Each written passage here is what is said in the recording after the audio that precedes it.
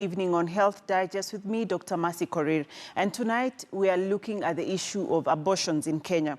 Now, almost 500,000 induced abortions occur every year in Kenya. Close to 200,000 women receive care for complications of induced and spontaneous abortion in some health facilities. These women who sought abortion-related care were educated and uneducated, urban and rural women, Christians, Muslims, and women of other faiths, students, teachers, married, divorced, and the unmarried, the employed, and the unemployed. Basically, every woman is at risk of abortion or may seek abortion services. Now, tonight, we'll delve into the dark and painful world of unsafe abortions. And to start us off in this discussion, I bring you a story from Rongo of a mother who had to see her child go through an unsafe abortion. Take a listen.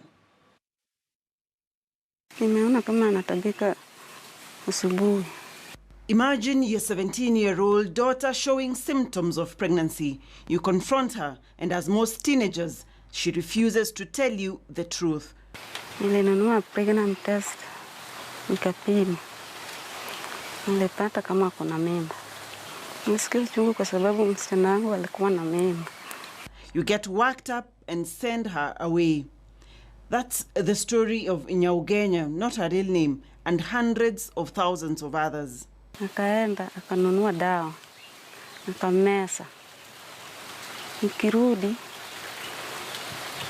Ikirudi kama anasikia mbaya sana. For a mother who knows such pain, Nyaugenya and her daughter had to clandestinely work together to get rid of the pregnancy without the knowledge of her husband, who was all this time sleeping in the same room. Niambia usipige kelele. Kama tumbo anauma, usipige kelele. Utasikia uchungu sana, lakini vumilia tu. Ikifika saa 4, hiyo kitu alitoka. Alafu tukachukua tukaenda kutupa kwa choo. Alafu kifika asubuhi anaendelea na kazi yake kama kawaida.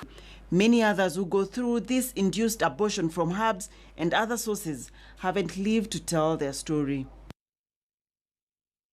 Now, that's the story of a mother from Rongo. And to help us just discuss what mothers, what girls, what young women go through in the country is a panel of eminent person, if I may say so. And to my far left is Bishop Godfrey Kimani, who is a local senior pastor at the Kikuyu Calvary Temple and a district overseer at Kiambu West. Next to him in the middle is Martin Onyango, who is a senior legal advisor for Africa at the Center for Reproductive Rights. And last but not least, next to me, to my left, immediate left, is Professor Joseph Karanja, who is a consultant obstetrician and gynecologist and a professor of obstetrics and gynecology at the University of Nairobi. Now, gentlemen, welcome to this discussion. Thank you. And it's interesting that we are having a discussion of abortion with a panel of gentlemen. Thank you very much for making your time this evening. So now we've had the story of the lady from Rongo whose daughter procured an abortion, and well, the daughter is alive and well, thank God. So, Professor, why do women go for induced abortions? Women go for induced abortion because a woman who is pregnant when she has not planned for that pregnancy is in a very desperate situation. She knows either she will not be able to afford this to bring up this baby, or she is in school and now will have to stop going to school, and her future kind of ruined. Others may have conceived in some situations where, pregnancy is not wanted. Like unmarried women in many societies are not supposed to get pregnant. Schoolgirls are not supposed to get pregnant. Women whose husbands are away abroad are not supposed to be pregnant. So situations like this can lead women to seek abortion. Very often unsafe abortion, because safe abortion in this country, although allowed by the law, is very restricted and stigmatized. Okay, Yeah. we'll get to that discussion on actually the legal framework around abortions in the country. Yes. But I want to get to Martin Onyango from the Center of Reproductive Rights and the people you interact with and meet. What are the reasons that they give for seeking abortion services? I think taking over from where Prof has left, those who seek abortion services are women and girls in need of these services. But the real challenge here is why would women and girls who need a health service like any other health service, for example, resort to unsafe abortions? From the clip we've seen, why would they opt to do it not to get the service from a public health institution, from a private health institution? What forces women to seek abortion services as a clandestine service, not a service, health service that is allowed by law? For me, that is really the real question that we need to address so that women can seek abortion services safely, openly within the law, like any other medical service any citizens can require. Bishop Kimani, I would like your voice on this. The two gentlemen here talking about these services being restricted and clandestinely sought. I don't know, from a religious perspective. Thank you, Mercy. I think I would, even before I go to the issue of seeking for abortion, I would want to maybe to ask myself and to ask all of us, in the first place, why would it come to that level?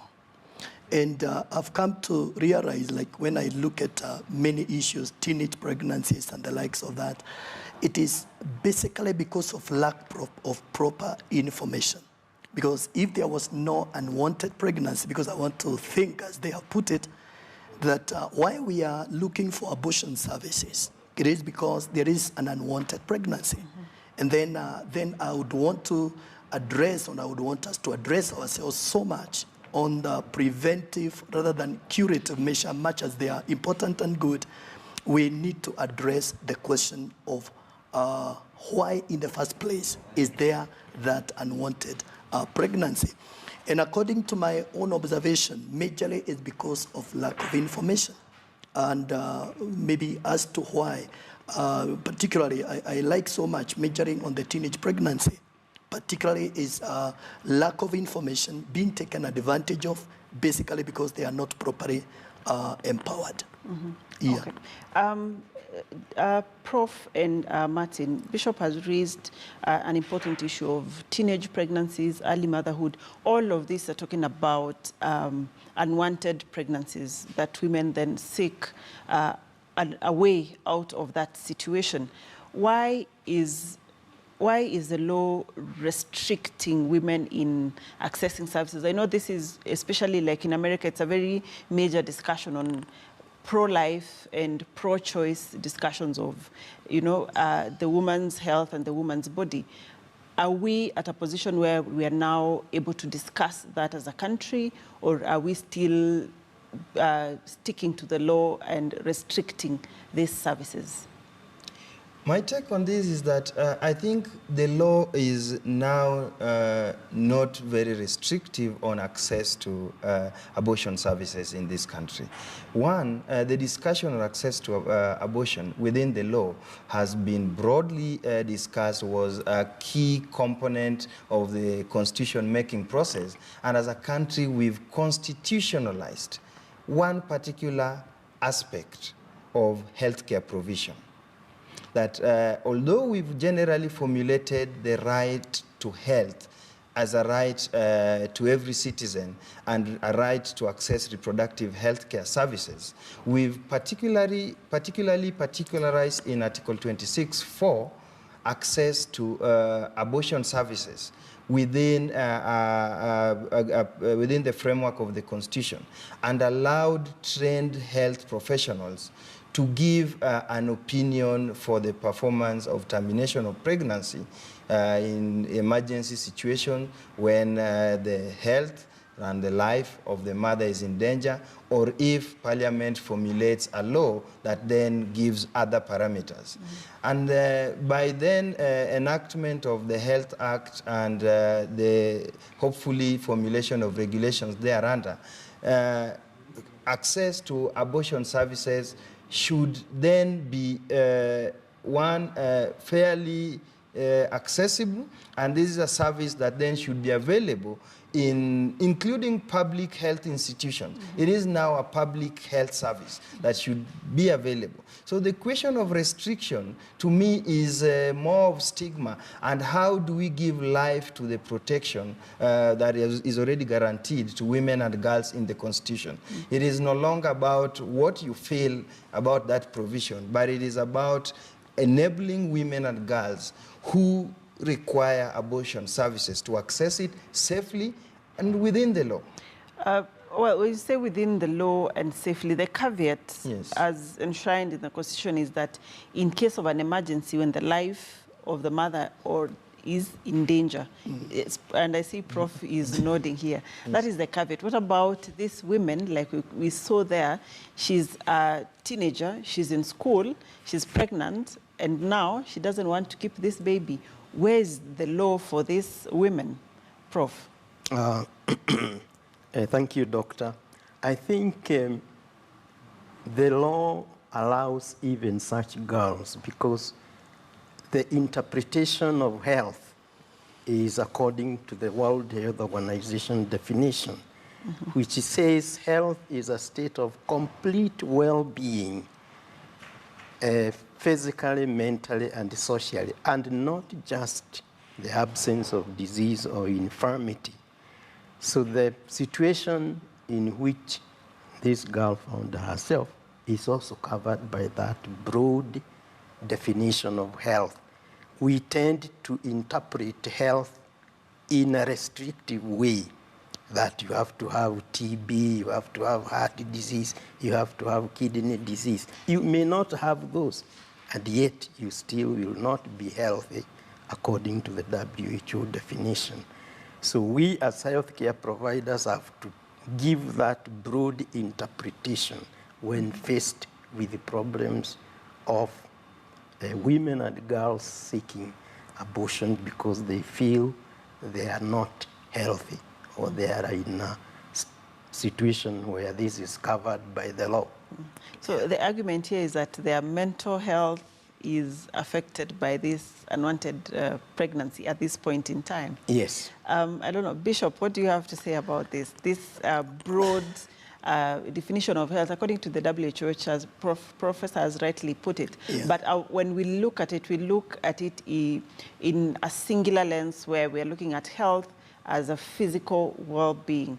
I don't know, what do you have to say about this caveat in the law? Well, I thank God that we have a health professional here, and I remember this was a very emotive issue, both in 2005 and also in 2010 Constitution, yes, where the church was really pushing that abortion is only permissible or should be only be allowed where in the knowledge of a trained health profession. Because I remember that it even went so deep to, you know, to want to understand who is this trained health professional.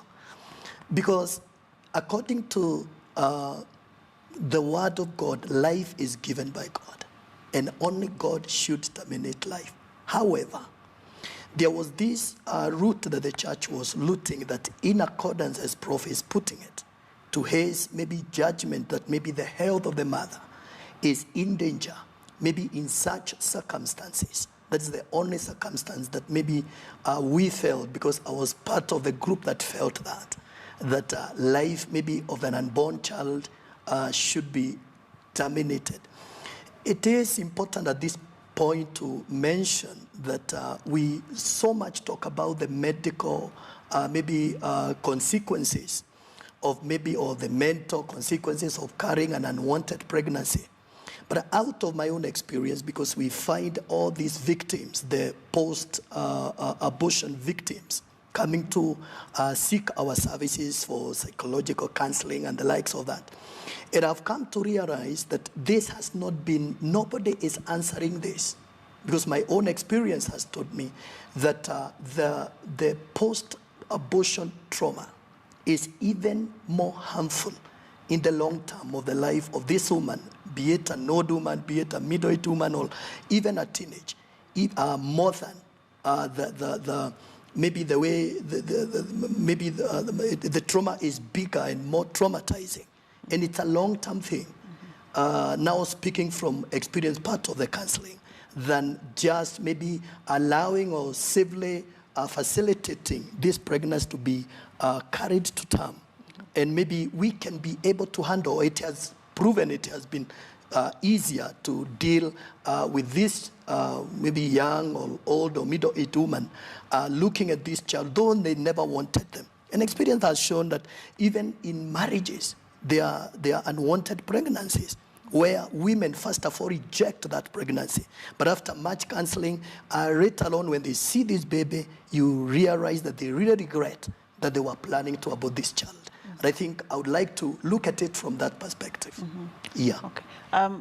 You've raised an important point about the consequences and the long-term consequences of abortions of an unwanted pregnancy. And I want to just hear from Prof about some of these consequences, especially of unsafe abortions, where we've had, or probably you've even experienced or had to do correction on some of these procedures that people do in seeking unsafe abortions. What are some of these consequences that you've come across in your many years of practice?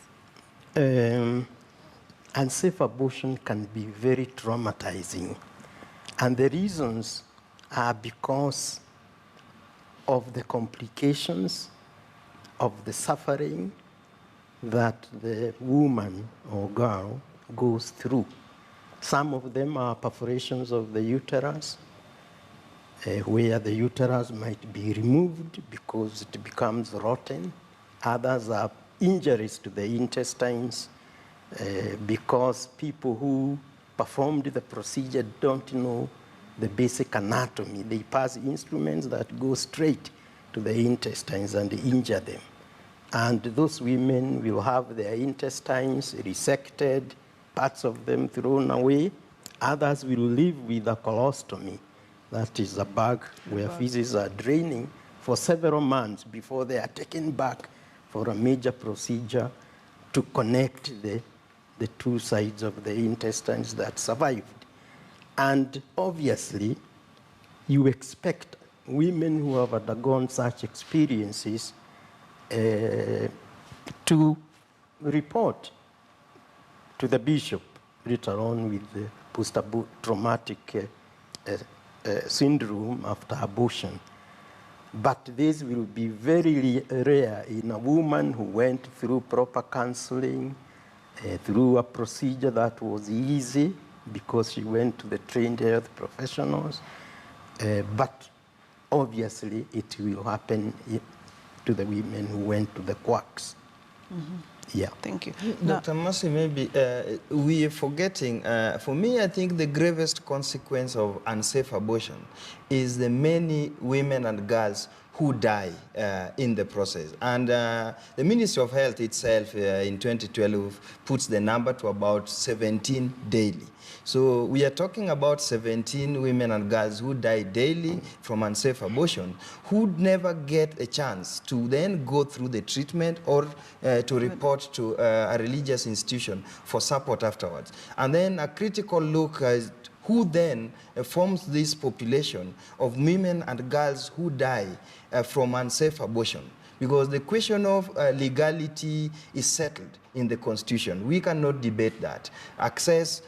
Why we cannot access safe and legal abortions in public health institutions, for me, becomes the real issue we need to discuss. That why do we still allow, even after passing the Constitution, after passing the Health Act, that then clearly incorporates the World Health Organization definition of health, we've made that part of our law. We are clear on what Kenyan women and girls are entitled to in the Constitution and in the law. But in 2012, we still say 17 die daily, and hundreds of thousands still get long-term life-threatening effects because of unsafe abortion. So for me, that is really where we need to drive this discussion. Why are we denying these women and girls access to safe and legal abortion within the law and without stigma, so that those in need can walk in and receive a safe service? Yeah, and it's a critical question, which I hope by the end of this show we'll have addressed, whether we are opening up this discussion to make it known to the public that, you know, they can still access safe, legal abortion services, as you've put it.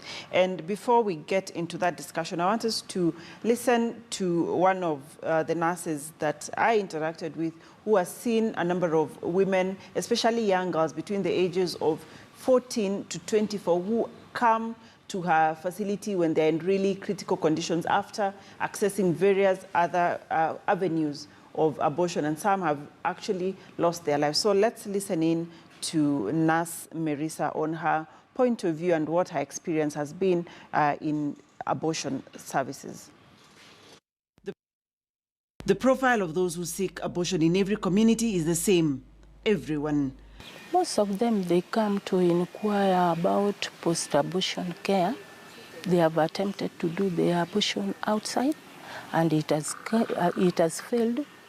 Or some of them come when they have, it has already started, but it has stuck inside with so many complications. That is the catch-call issue, as explained by Nurse Marisa.